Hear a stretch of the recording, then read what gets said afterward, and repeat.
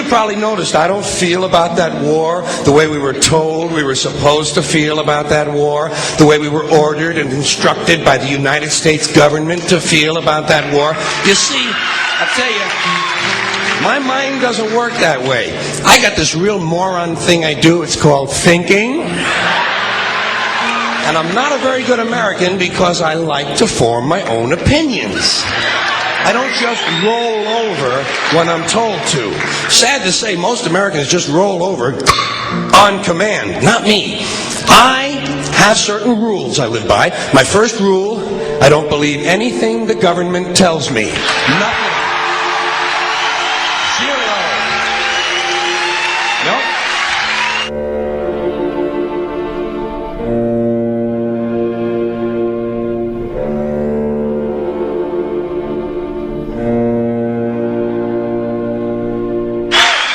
And I don't take very seriously the media or the press in this country, who in the case of the Persian Gulf War were nothing more than unpaid employees of the Department of Defense, and who most of the time function as kind of an unofficial public relations agency for the United States government. So I don't listen to them. I don't really believe in my country. And I gotta tell you folks, I don't get all choked up about yellow ribbons and American flags. Now, to balance the scale, I'd like to talk about some things that bring us together. Things that point out our similarities instead of our differences. Because that's all you ever hear about in this country is our differences. That's all the media and the politicians are ever talking about, the things that separate us, things that make us different from one another. That's the way the ruling class operates in any society. They try to divide the rest of the people. They keep the lower and the middle classes fighting with each other so that they, the rich, can run off with all the fucking money.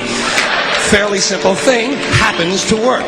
You know, anything different, that's what they're going to talk about. Race, religion, ethnic and national background, jobs, income, education, social status, sexuality, anything you can do, keep us fighting with each other so that they can keep going to the bank.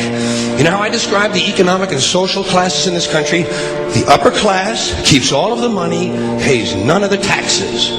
The middle class pays all of the taxes, does all of the work. The poor are there just to scare the shit out of the middle class. Keep them showing up at those jobs. Politicians know that word. They use it on you. Politicians have traditionally hidden behind three things: the flag, the Bible, and children. No child left behind. No child left behind. Oh, really? Well, it wasn't long ago you were talking about giving kids a head start. Head start, left behind? Someone's losing fucking ground here. But there's a reason. There's a reason. There's a reason for this. There's a reason education sucks, and it's the same reason that it will never, ever, ever be fixed. It's never going to get any better. Don't look for it. Be happy with what you got. Because the owners of this country don't want that. I'm talking about the real owners now. The big, the wealthy, the real owners, the big wealthy business interests that control things and make all the important decisions. Forget the politicians. They're irrelevant. The politicians are put there to give you the idea that you have freedom of choice. You don't. You have no choice. You have owners. They own you. They own everything. They own all the important land. They own and control the corporations. They've long since bought and paid for the Senate, the Congress, the state houses, the city halls. They got the judges in their back pockets, and they own all the big all the big media companies. So they control just about all of the news and information you get to hear. They got you by the balls. They spend billions of dollars every year lobbying to get what they want. Well, we know what they want. They want more for themselves and less for everybody else. But I'll tell you what they don't want. They don't want a population of citizens capable of critical thinking. They don't want well-informed, well-educated people capable of critical thinking. They're not interested in that. That doesn't help them. That's against their interest. That's right. You know something?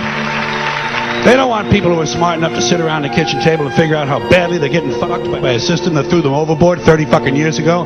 They don't want that. You know what they want? They want obedient workers. Obedient workers.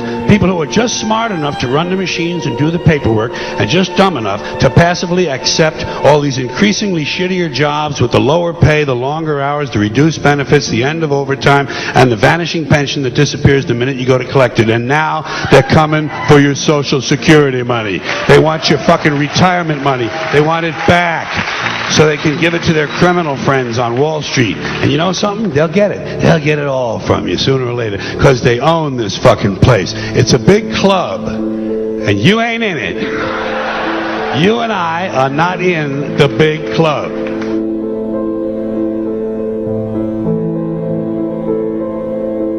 The greatest form of control is where you think you're free when you're being fundamentally manipulated and dictated to. One form of dictatorship is being in a prison cell and you can see the bars and touch them. The other one is sitting in a prison cell but you can't see the bar, you think you're free. What the human race is suffering from is mass hypnosis. We are being hypnotized by people like this. Newsreaders, politicians, teachers, lecturers. We are in a country and in a world that is being run by unbelievably sick people. The chasm between what we're told is going on and what is really going on is absolutely enormous. The greatest hypnotist on planet Earth is a oblong box in the corner of the room. It is constantly telling us what to believe is real. Historically, the control and manipulation of political opinion has been the Freemasons' main weapon in gaining control of countries and states. Once in control of the rulers and politicians of a country, laws and political structures could be changed in accordance with their agenda. However, since restricting the body does not necessarily mean restricting the mind, the Freemason recognizes that their plan for a global government hinges completely on subduing the masses to their agenda, and thus eliminating opposition to their cause. And the greatest threat to their plan, posing more danger than any army or law, is the threat of a free-thinking mind. In order to eliminate this threat and to achieve their objective, the Masons have set about the boldest plan ever devised: the complete control of every aspect of human life, your life. And the weapons they are using against you are in your very homes, entertaining you and your children, and gradually indoctrinating you without you even realizing.